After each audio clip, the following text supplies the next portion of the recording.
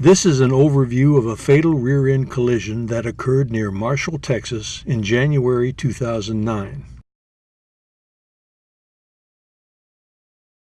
The vehicles were inspected and photographed.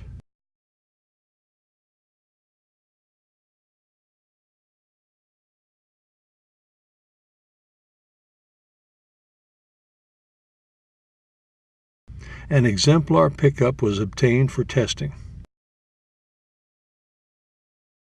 Cameras were mounted inside and outside the vehicle.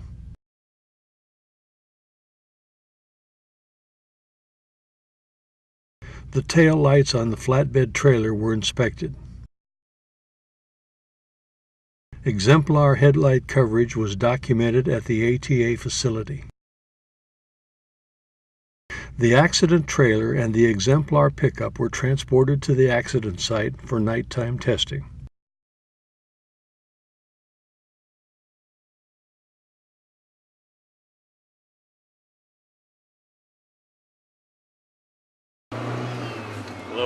feet, 1,000 feet, 30 miles an hour, 40 miles an hour, 800 feet, 700 feet. Clearly see that truck.